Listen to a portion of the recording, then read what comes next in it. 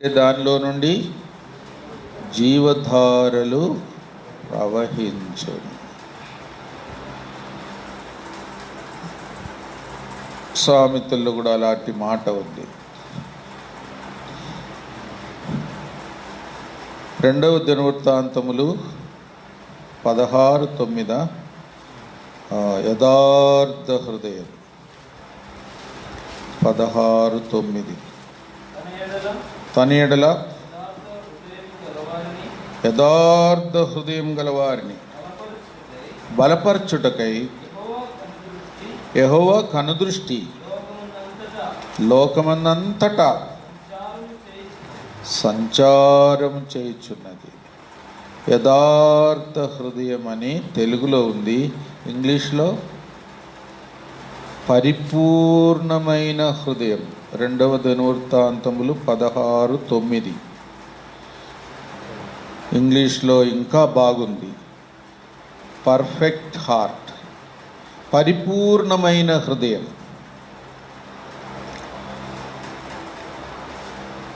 కాబట్టి హృదయపు వైఖరి ప్రభు గమనిస్తాడు. హృదయంలో ఏమి దాచిపెట్టినా దేవుడు చూస్తాడు. హృదయపు అడుగున ఏముందో అది కూడా దేవుడు తెలుసుకోవాలని ఆశపడతాడు. ఏది కొంచెమైనా హృదయం యథార్థంగా లేని స్థితి ఉంటే మాత్రం ఇంకా దేవుని బలం మనం పొందలేం, బలహీనులం అయిపోతాం. ఎంత జాగ్రత్తగా ఉండాలి. ఇశ్రాయేలుకు పెట్టిన పరీక్ష.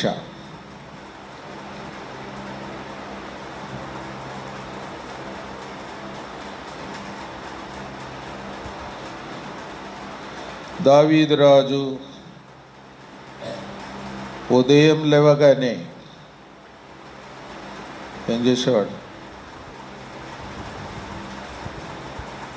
కాఫీ తాగేవాడు. అంతేనా? చెప్పండి. ఉదయం లేవగానే దేవుని స్తుతించేవాడు రాజు. ఒక విధంగా గొర్రెల కాపరిగా ఉన్నప్పటి నుండి ఇదే అలవాటు. మొట్టమొదట దేవుని స్తుతించాలి, ఒక పాట పాడాలి. తన హృదయం అలాగా స్థిరపడిపోయింది.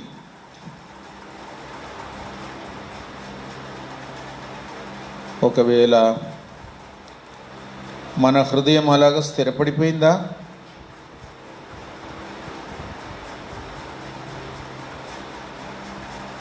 మన హృదయము విశాలమైన హృదయంగా కూడా కావాలి.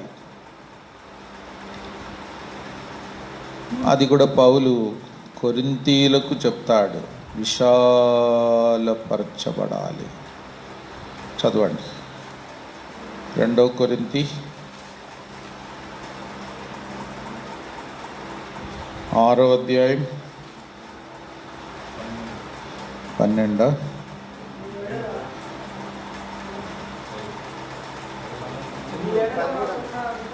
13 చదివితే చాలు. మీ ఎడల మాకున్న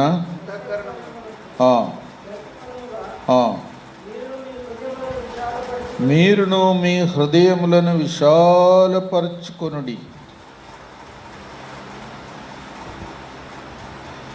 మా హృదయము 11వ వచనం, మా హృదయము విశాలపరచబడి ఉన్నది. వా, మీ హృదయము విశాలపరచుకొనుడి.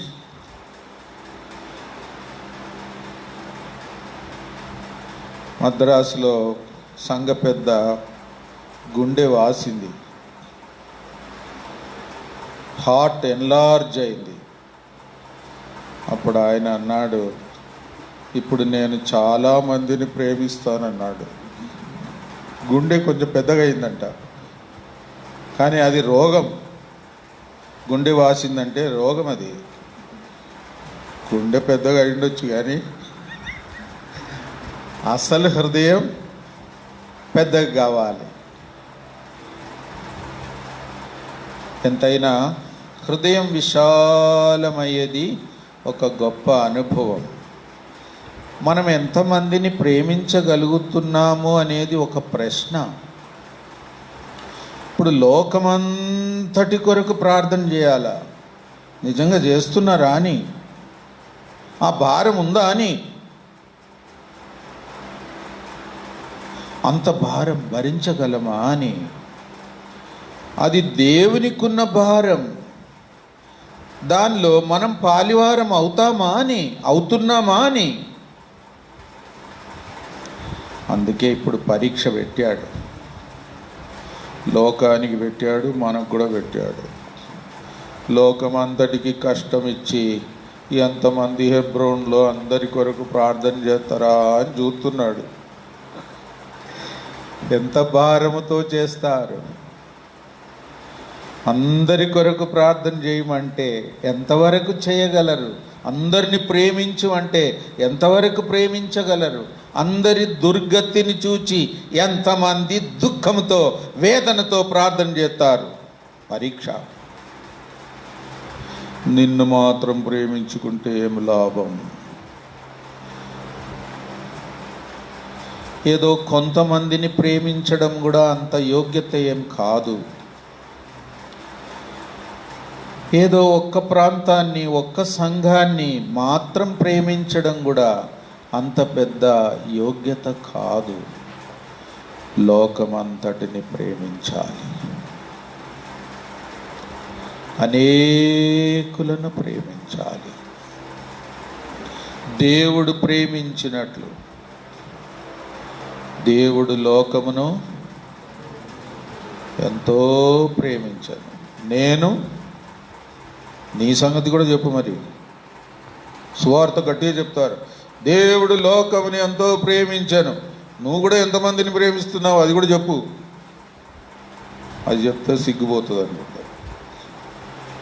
ఇంత గట్టిగా చెప్తున్నావే దేవుడు లోకాన్ని ప్రేమించాడని, అసలు నీ సంగతి ఏంటి? ప్రశ్న. అలాగ ప్రశ్నించుకోవాలి. పౌలుకు ఆ భారం ఉండింది. కొరింథీలో ఉన్న విశ్వాసులు కూడా అలాగ కావాలి, ఆ భారం భరించాలి అని ఆశపడ్డాడు. మీ హృదయం విశాలపరుచుకోండి.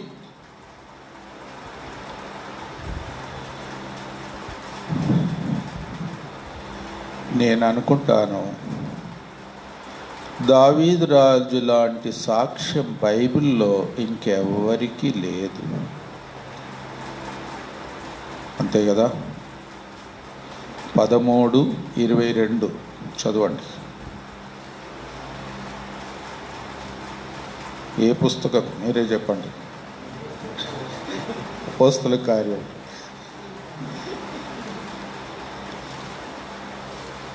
13:22.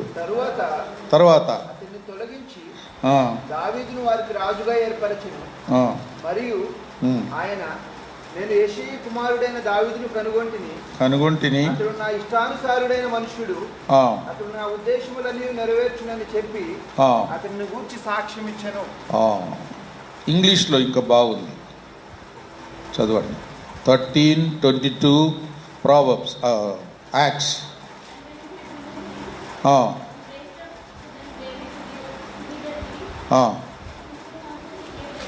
Testimony.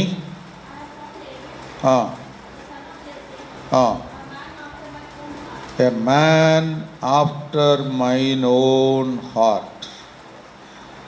నా హృదయము వంటి హృదయము గలవాడు. అందరు చెప్పండి, నా హృదయము వంటి హృదయము గలవాడు. వా, ఎంత గొప్ప బిరుదది, ఎంత గొప్ప సాక్ష్యం అది. నా హృదయము దావీదు హృదయము ఒకే రీతిగా ఉంది, సమానంగా ఉంది. వా, నా హృదయానుసారుడు.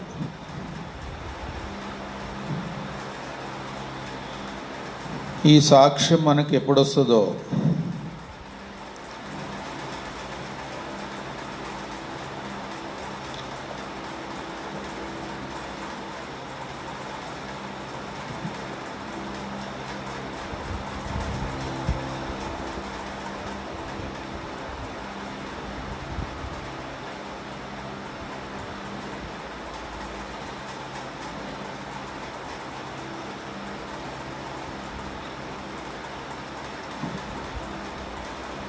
దేవుని మాటలను, దేవుని ఆజ్ఞలను మరచిపోకుండా కనాను దేశంలో పోయిన తర్వాత కూడా అన్నిటినీ జ్ఞాపకం చేసుకొని దానికి లోబడి దాన్ని అనుసరించి జీవిస్తే మీరెంత ధన్యులవుతారు. మిమ్మల్ని ఇంతకాలం పరీక్షించిన పరీక్షలన్నిటిలో మీరు నేర్చుకున్నది అభ్యసించడానికి ఇప్పుడు మీకు వాగ్దానం చేసిన దేశంలోనికి మిమ్మల్ని ప్రవేశపెట్టబోతున్నాడు దేవుడు. అక్కడ పోయిన తర్వాత మళ్ళీ పరీక్ష అవసరం అన్నట్టు ఉండకూడదు. పరీక్షలన్నీ అయిపోయింది, ఇప్పుడు మీరు సిద్ధపడిన వారుగా ఉండాలి.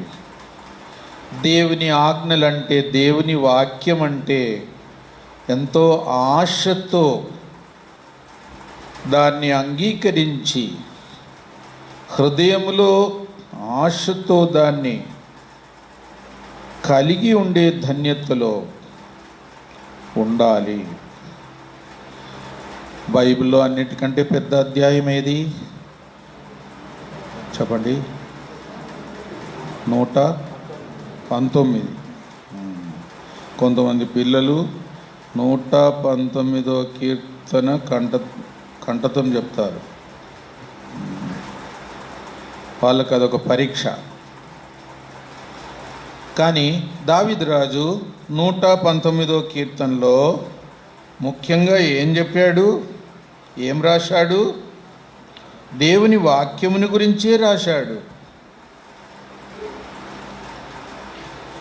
భక్సింగ్ గారు చెప్పేవారు 176 వచనాల్లో దాదాపు ప్రతి వచనం, ఒక 2 వచనాలు తప్ప ప్రతి వచనంలో కూడా దేవుని ఆజ్ఞ, దేవుని ధర్మశాస్త్రము, దేవుని ఉపదేశములు, ఇలాంటి మాటలు ప్రతి వాక్యములో కూడా ఉంటుంది.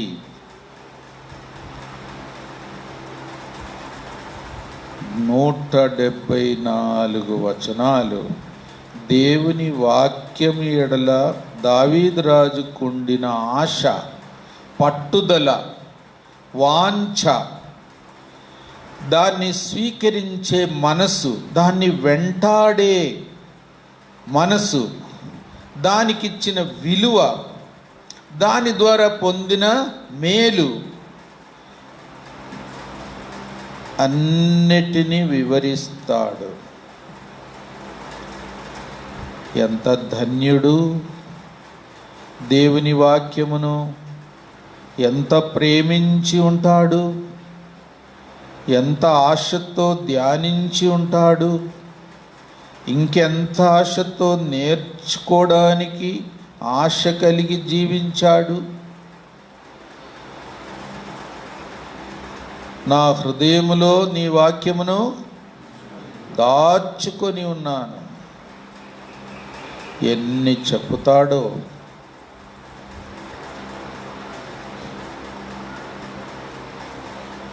ఆ కీర్తన అంతా చదివితే మనమే సిగ్గుపడవలసి వస్తుంది. దేవుని వాక్యమును మనం అంతగా ఆశతో విలువ ఇచ్చి వెదకి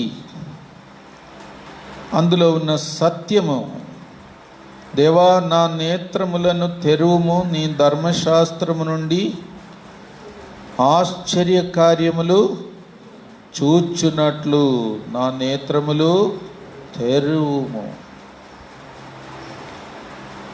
ఎన్ని ప్రార్థనలు చేస్తాడో, ఎంత ఆశతో వాక్యముని ధ్యానిస్తాడో. ఆ అధ్యాయం అంతా చదివితే మనకి ఆశ్చర్యం వేస్తుంది.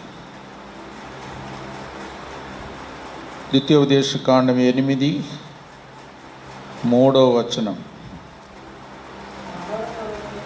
ఆహారము వలననే గాక యెహోవా సెలవిచ్చిన ప్రతి మాట వలన నరులు బ్రతుకుదురని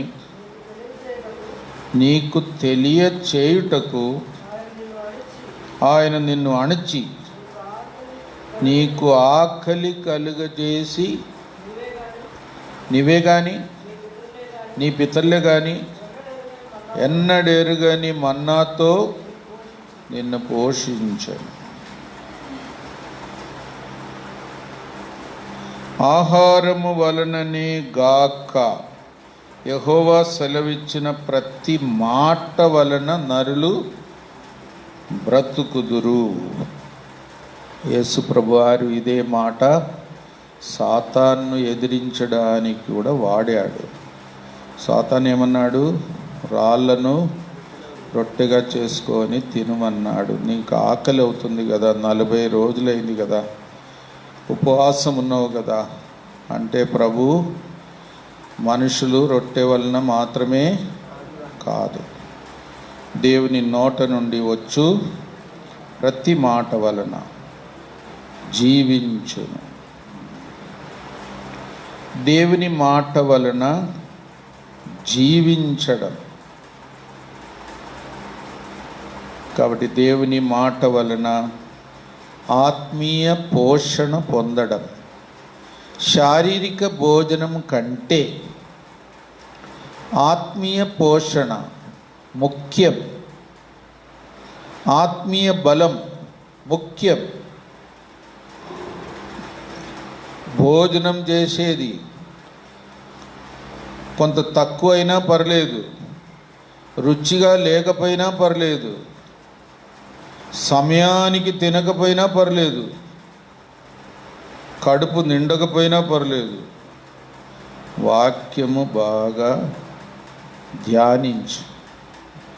ఆత్మీయ జీవితం పోషించబడేటట్టు చూచుకోవాలి. అలాంటి వైఖరి ఉండడం మంచిది. దేవుడు దాని కొరకే ఇశ్రాయేలును పరీక్షించాడు.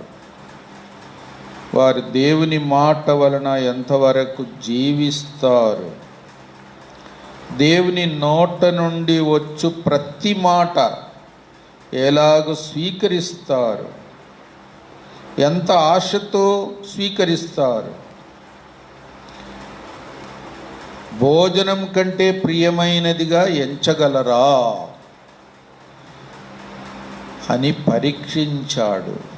దేవుని వాక్యం ఎడల ఉన్న ఆశ తగ్గిపోయింది అంటే మనం రోగులమే. ఎవరికైనా ఆకలి సరిగా లేకపోతే ఏమంటారు? ఎవరికైనా జీర్ణం కాకపోతే, ఎవరికైనా వాంతి అయిందంటే,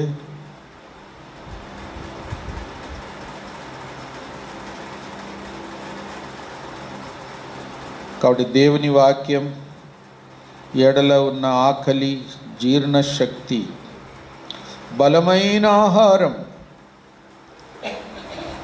భుజించి జీర్ణం చేసుకునే స్తోమత దేవుని సేవకులకు తప్పకుండా ఉండాలి. బలమైన ఆహారం, అది కూడా పౌలు చెప్తాడు.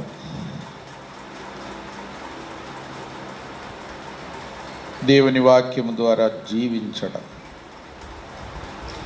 తర్వాత ద్వితీయోపదేశకాండం 8:5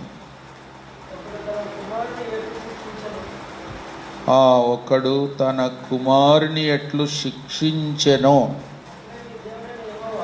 అట్లే నీ దేవుడైన యెహోవా నిన్ను శిక్షించువాడని నువ్వు తెలుసుకొని.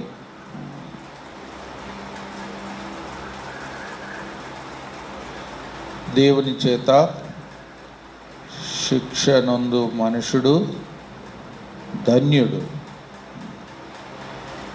తండ్రి కుమారుని శిక్షించినట్లు మనం కూడా దేవుని గద్దింపును శిక్షను కూడా ఏం చేయకూడదు, తృణీకరించకూడదు. దేవా నన్ను శిక్షించు అని కూడా ప్రార్థన చేయాలి. అట్లా చేయట్లే, నన్ను క్షమించు అని చేస్తున్నారు. క్షమిస్తూ ఉంటే ఎట్లా? దిద్దుబాటు లేని, దేవుని ప్రేమను ఎరుగని, దేవునితో సరియైన సహవాసం లేని, దేవుని పరిశుద్ధతలో పాలు లేని వారుగా ఉంటామేమో. నిజమైన దేవుని పిల్లలు, కుమారులు అంటే శిక్ష పొందవలసిందే. శిక్ష పొందే మనసు లేదు. చిన్నపాటి శిక్షకే అభ్యంతరపడుతున్నారు. ఎట్లా మరి? దావీదు రాజు దేవుని చేత శిక్షింపబడవలసిన సమయం వచ్చినప్పుడు దావీదు రాజు నేను దేవుని చేతిలోనే ఏమన్నాడు? పడతాను, దేవుని చేతిలో పడతాను. దేవుడు నాకు ఏ శిక్ష పెడతాడో దాన్ని నేను పొందుతాను, స్వీకరిస్తాను నాడు. తండ్రి చేత శిక్షింపబడే పిల్లలు ఎలాగూ తండ్రి ప్రేమను పొంది తండ్రి యొక్క కుమారుడని పిలిపించుకోవడానికి యోగ్యుడై మంచి మార్గంలోనికి త్రిప్పబడడానికి ఒక తర్బీదు పొందిన వ్యక్తి అవుతాడు.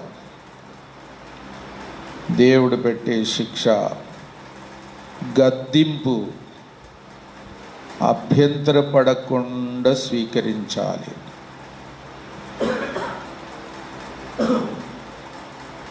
ద్వితీయోపదేశకాండం 8లో ముఖ్యమైన హెచ్చరిక ఇశ్రాయేలుకి ఇచ్చింది ఏంటంటే, మీరు కనాను దేశానికి పోయి అక్కడ మంచి మంచి సమృద్ధి కలిగిన జీవితం జీవించేటప్పుడు దేవుని మరువకుండా జాగ్రత్త పడండి. మరువకుండా. దేవుని మరచువారులారా. దేవుని మరచువారు ఎక్కడికి వెళ్తారు? పాతాళమునకు వెళ్తారు. చాలా తీవ్రమైన హెచ్చరిక ఉంది బైబిల్లో. చదవండి 50వ కీర్తన. 50వ కీర్తన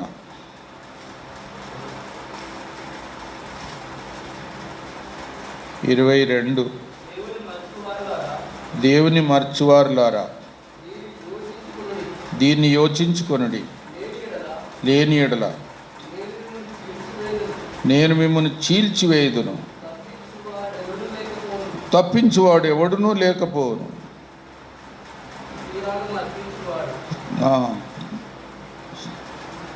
దేవుని మరచువారులారా.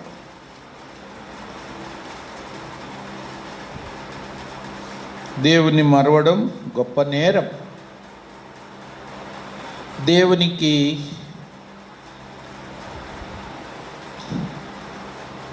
ముందు స్థానం, మొదటి స్థానం, మొదటి ప్రేమ. దేవుడు చేసిన మేలును కూడా మరవకుండా జాగ్రత్తగా ఉండాలి. దేవుని మరవడం, దేవుడు చేసిన మేలును మరవడం, సమస్తమును దయచేసిన దేవుని మరిచి సమస్తము అనుభవించడం, ఇంకా ఎక్కువ ఇచ్చినప్పుడు ఆ ఎక్కువను బట్టి దేవునికి సమయం ఇవ్వకుండా ఉండడం, ధనమోసం, తర్వాత తిండి వలన వచ్చు మత్తు వలన నిష్ఫలులవుతారు. ఎంత జాగ్రత్తగా ఉండాలి. దేవుని మర్చే స్థితి కొంచెమైనా రాకుండా జాగ్రత్త పడాలి అని మోషే హెచ్చరిస్తున్నాడు.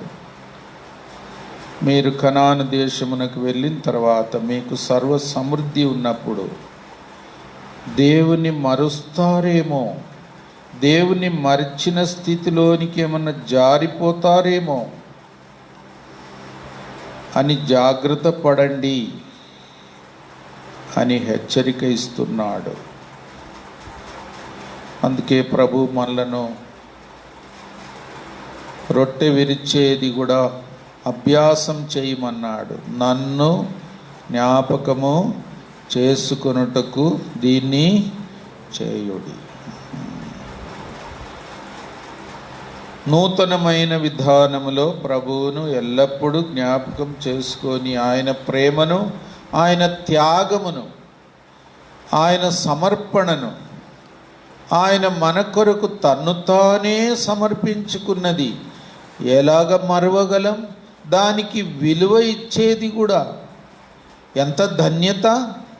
మన జీవితము నిజమైన ప్రభువును ప్రేమించి ప్రభు కొరకు సమర్పించుకునే జీవితం ఎవరికైనా ఉండాలంటే అది అత్యవసరం, ఆధారం. నా ప్రభు నా కొరకు తన్ను తానే సమర్పించుకున్నాడు అని ఎవరైనా గ్రహిస్తే ఇంకా వారు తమ కొరకు జీవించలేరు, ప్రభు కొరకే జీవిస్తారు.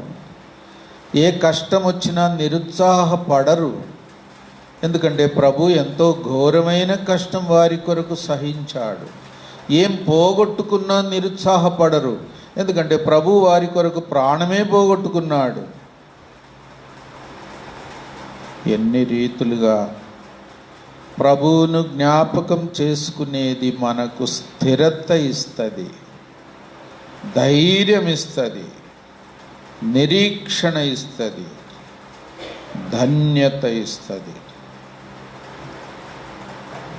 ఇప్పుడు 16వ వచనం, ద్వితీయోపదేశకాండం 8:16 చదవండి. తుదకు నీకు మేలు చేయవలనని నిన్ను అణుచుటకును శోధించుటకును మన్నాతో అరణ్యమున నిన్ను పోషించడు. తుదకు, ఆ మాట గమనించండి. ఒకవేళ సైతాను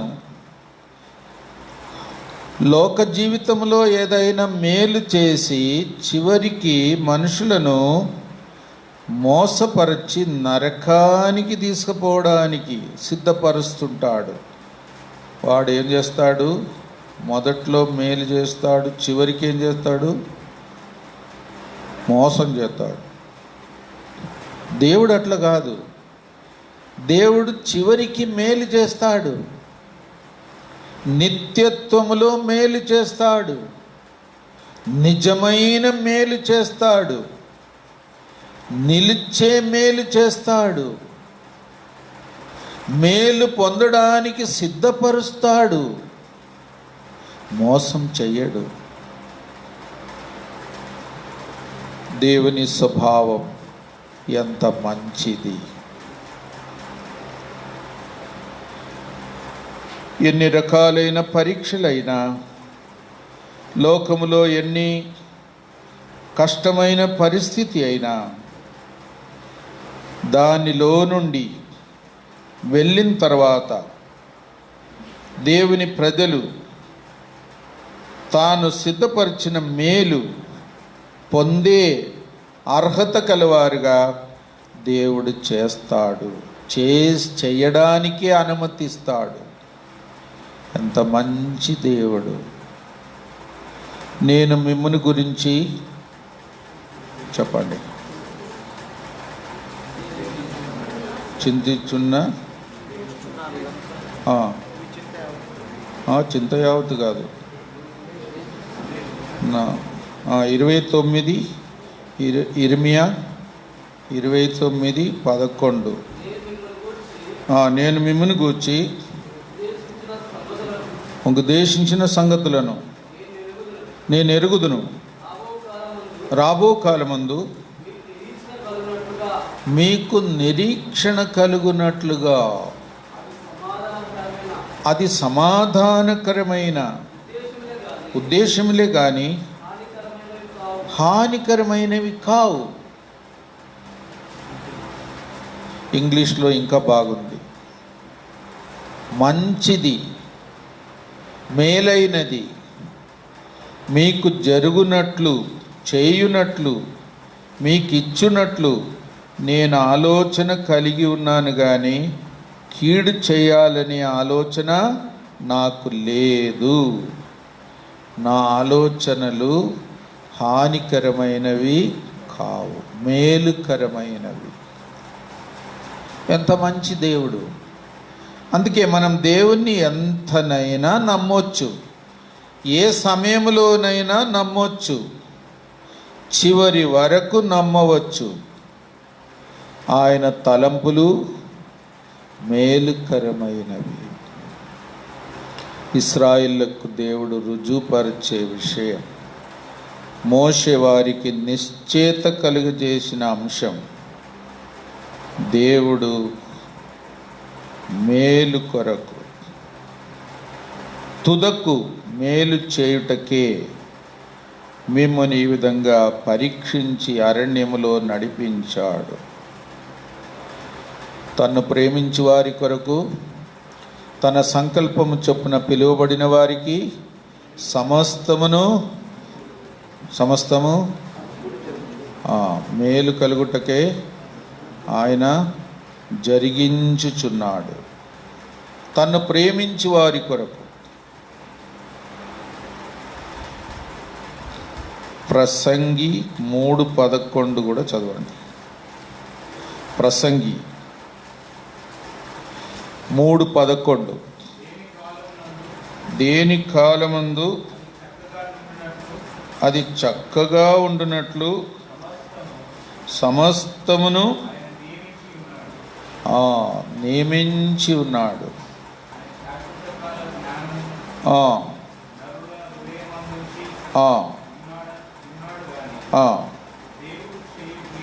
క్రియలను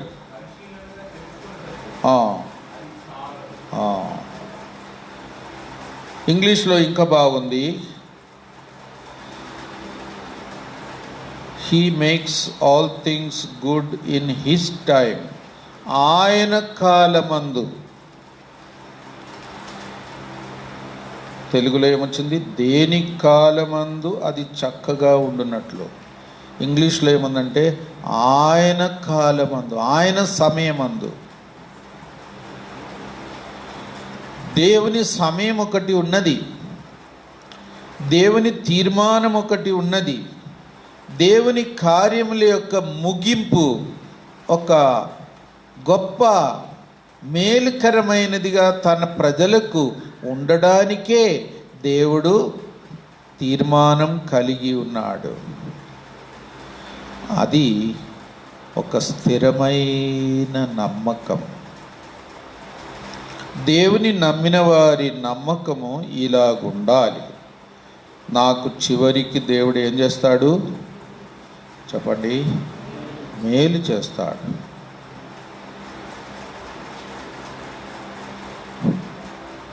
ఆ నమ్మకము, దేవుని దయ పొందుదునన్న నమ్మకం నాకు లేని ఎడల నేనేమవుదును? దావీదురాజు చెప్తాడు. ఇంగ్లీష్లో ఏముందంటే నేను మూర్ఛపడిపోదును. ఎంతోమంది దావీదురాజు మీద పగబట్టారు, ఎంతోమంది దావీదురాజును మోసపరిచారు, చంపజూచారు కూడా. కానీ తన విశ్వాసం, నేను దేవుని దయ పొందుతాను, పొందుతుంటాను, పొందుతూనే ఉంటాను, చివరి వరకు పొందుతాను, ఇంకా లాస్ట్లో పూర్తిగా పొందుతాను. అందుకే నేను నిరుత్సాహపడను. చదవండి ఆ మాట. 27 కీర్తనలు 13. సజీవుల దేశమున 27:13.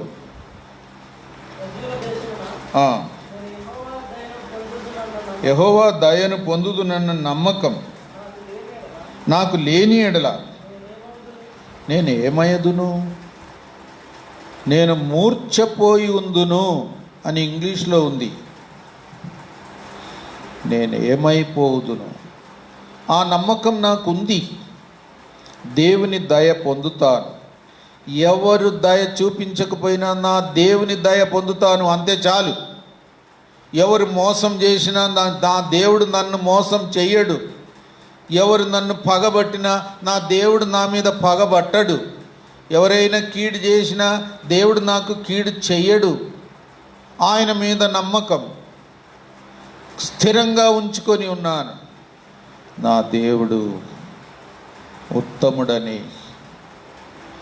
నేను తెలుసుకున్నాను. మీరు కూడా తెలుసుకోండి. యెహోవా ఉత్తముడని రుచి చూచి తెలుసుకోండి. ఇంకా సవాలు చేస్తాడు. యెహోవా ఉత్తముడు. దేవుని ప్రజల యొక్క అనుభవాలు మోషే వారిని స్థిరపరచడానికి ఎన్నో మాటలు మరలా వారికి గుర్తు చేస్తూ ద్వితీయోపదేశ కాండములో వారిని స్థిరపరచుచున్నాడు. మనం కూడా స్థిరపడి దేవుని కొరకు ముందుకు సాగేవారుగా ఉండాలి. దేవుడు మనకు సహాయపడును గాక. ప్రార్థనకి వెళ్తాం.